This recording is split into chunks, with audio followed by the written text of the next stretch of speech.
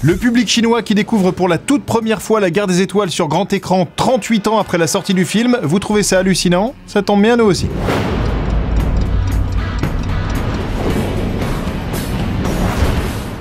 Le sort en est jeté, il y aura un Maléfique numéro 2. Maléfique, c'est sorti il y a pas longtemps, vous vous en souvenez? C'était une nouvelle version live de La Belle au Bois dormant racontée du point de vue de la méchante. Elle Fanning y incarne Aurore, une jolie princesse malgré elle belle et innocente, et Angelina Jolie se glisse sous les cornes de Maléfique, une méchante sorcière pas si méchante puisqu'elle devient rapidement la 4e fée à veiller sur la jeune fille. Et alors là vous allez me dire, mais en fait ça avait rien à voir avec La Belle au Bois dormant puisque dans le dessin animé, la méchante sorcière, elle était méchante et elle dirigeait une armée de gobelins et un dragon.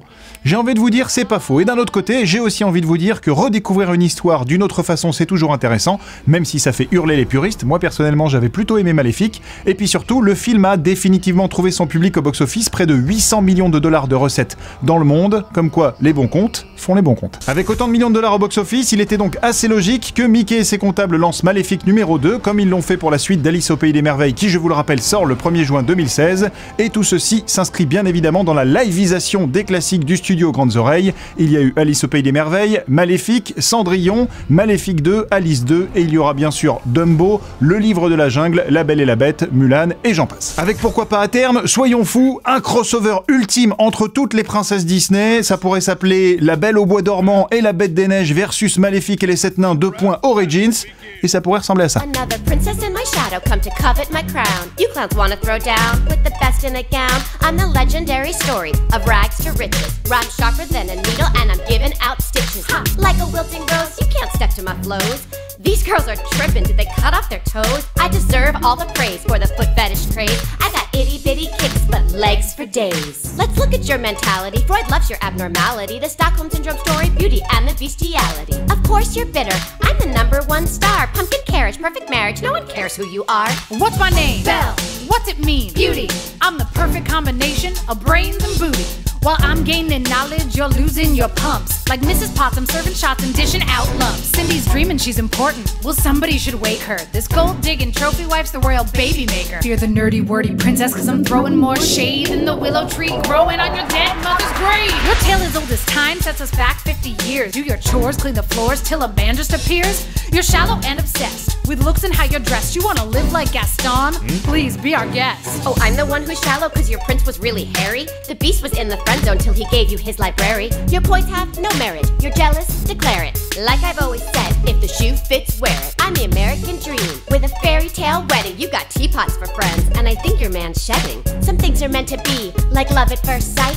Bibbidi bobbidi booyah, he was mine before midnight. A relationship rookie wants to rap about romance. You can't fall in love after just one dance. My prince saved my life, and don't be misled. I want a man in the street, but a beast in the bed. Your film stars mice and cats with an old fat fairy. Your silly stories shoehorn into freaking Tom and Jerry. You say you want to party, next you run off down the halls. It's like you always choke once you make it to the balls. You think that's funny? Here's a history lesson, honey. My movie saved the studio when Walt was out of money. You followed in my footsteps. Without me, there's no you.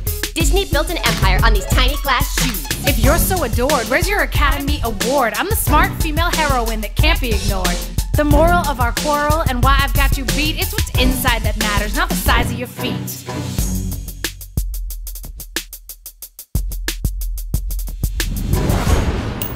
Aussi mignonne que cette figurine Ant-Man de 2 cm, voici les news en bref. Oui messieurs, parce que ça fait 2 cm. Pas à 15 cm ça, on se comprend. La malédiction de The Crow n'en finit plus. Après le décès de Brandon Lee sur le tournage du film original, le remake a déjà perdu 2 acteurs. Enfin, eux ne sont pas morts, ils ont juste lâché le projet. On a d'abord eu Luke Evans qui a préféré aller tourner un thriller avec Ben Whitley, ensuite ça a été au tour de Jack Huston, mais son agenda et le tournage de Ben Hur, qui n'en finit pas, l'obligent finalement à renoncer. La production devait commencer dans quelques semaines, et c'est retour à la case départ pour choisir le rôle principal. Et dans le viseur des producteurs, il y a l'invincible Jack O'Connell ou Nicholas Hoult qui était hallucinant dans Mad Max Fury Road. Quel que soit l'heureux élu, on dirait bien que The Crow ne va pas manquer de mordant. Et puisqu'on parle de The Crow, Forest Whitaker a rejoint le casting, mais il est surtout en négociation pour Star Wars. Et oui, pas l'épisode 7, on le saurait déjà, mais le premier spin-off Rogue One. Le film racontera comment un commando rebelle se lance dans une mission pour voler les plans de l'Étoile Noire. Le film sortira à la fin de l'année prochaine et sera réalisé par Gareth Edwards, récent auteur de Godzilla. Que la force soit avec eux pour nous faire un bon gros film de commando comme on les aime, avec des lasers en plus, on peut difficilement rêver mieux. Aujourd'hui dans le courrier des fanzoniens, on répond à Nagaraju Air qui qui nous demande des nouvelles de Gambit, joué par Channing Tatum. Eh bien, le projet vient de se doter d'un réalisateur, un quasi-homme singe, Rupert Wyatt. C'est le réalisateur de Ultime Évasion, du surprenant The Gambler avec Mark Wahlberg comme vous ne l'avez jamais vu, et surtout de La Planète des Singes, les origines qui étaient quand même vachement bien. Le choix est intéressant puisque Wyatt a prouvé qu'il savait gérer les grosses machines, manier l'humour et les introspections de personnages. Un peu le trio gagnant pour un film sur un super-héros. Ça fera 3 films X-Men pour 2016, avec Deadpool et X-Men Apocalypse, c'est une première. Sur ce coup, la Fox a été maligne comme un renard, parce que Fox, ça veut dire renard. Ok, pardon. Fanzone, c'est fini pour aujourd'hui, mais vous pouvez nous retrouver sur YouTube en vous abonnant à la chaîne Fanzone et la chaîne Allociné.